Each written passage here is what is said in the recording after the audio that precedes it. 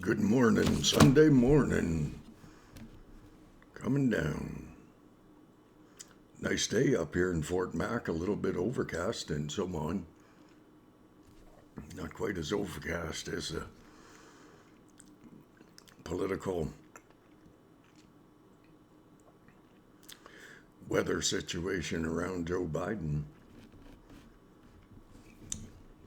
I've been saying for a little while that Joe Biden is one of two things suffering from Alzheimer's or something terrible, the deprecation of time passing, and or he is one smart dude.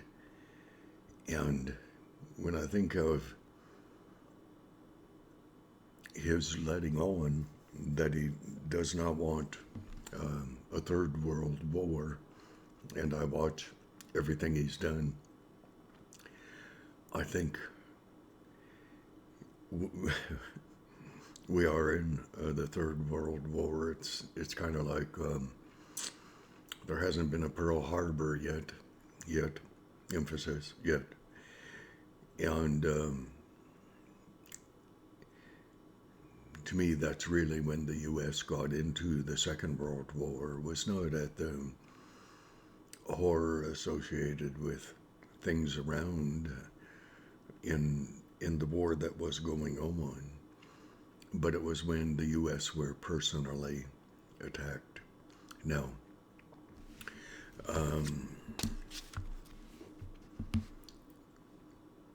you have access to news just the same as I do, and I watch closely, and I don't believe everything I hear. I almost owe, actually, I do owe an apology to CTV News. I I had not heard any of the diatribe that was appropriate. Oh dear Lord, it was truly appropriate with the wonderful little Christine Anderson from Germany and the other wonderful gentleman from Croatia when they just denigrated our Trudeau, and I thought, I haven't heard that on Canadian news, and I thought, isn't that very liberal of them? And then I chanced to think, what if I missed? What if I missed that? Probably they only would have played that once or twice. Oh, geez. I mean, you don't make Trudeau angry by speaking the truth. And when those two NATO countries, I was hoping there were going to be more who would pick on Trudeau for how he treated the Freedom Convoy, and he should be ashamed. And I mean, he should. And it's ongoing.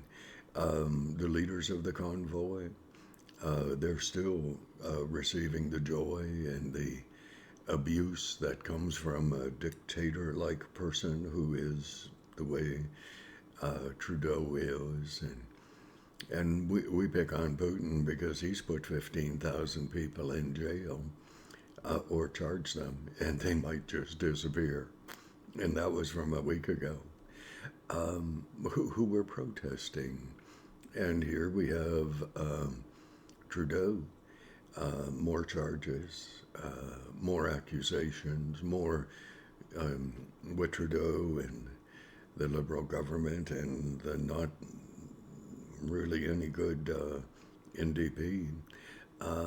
They just continue to humiliate, denigrate, and try to cause protesters in Canada to become subservient to the political will that's in evidence. And it is, for me, I find it astounding that corruption can run rampant. And politicians can say anything, and we, the most polite people in the world, Canadians, we just acquiesce.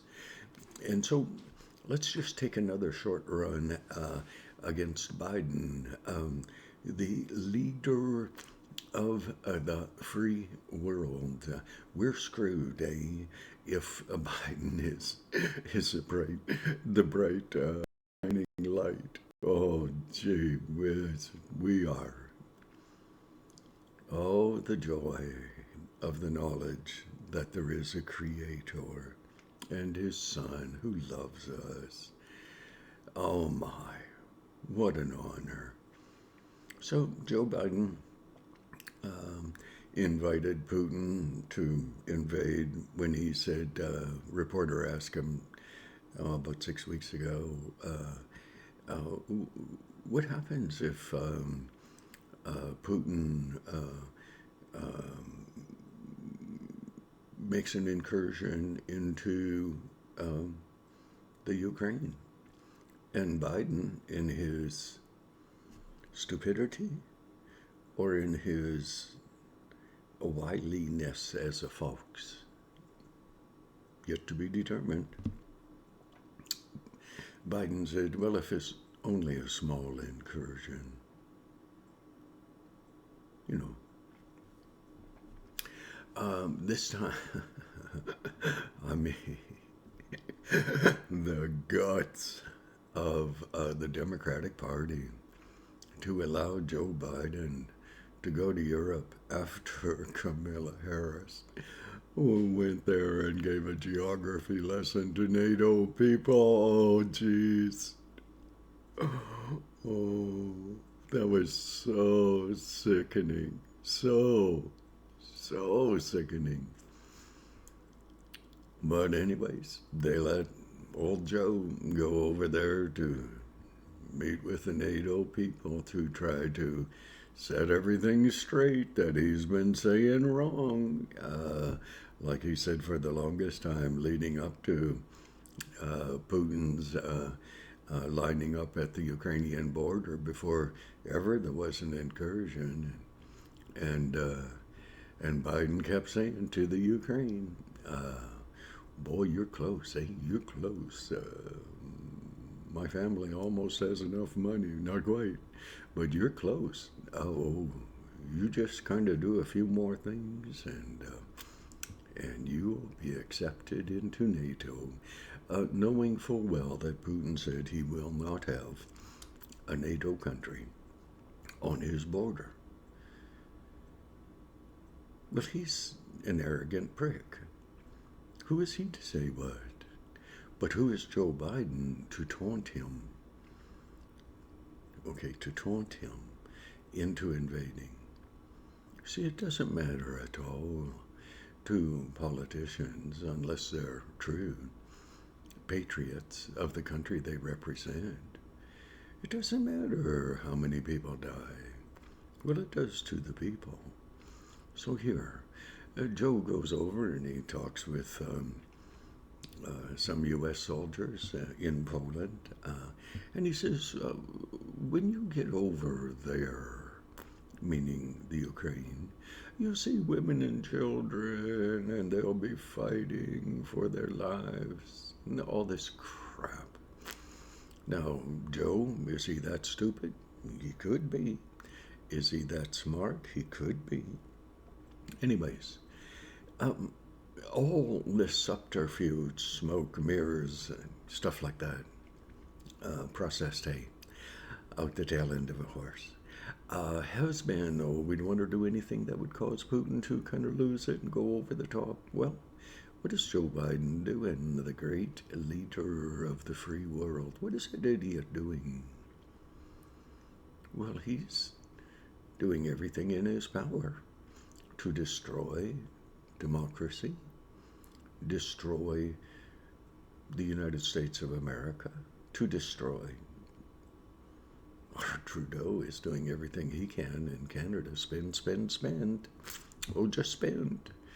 You can buy your way out of inflation. You can't do that.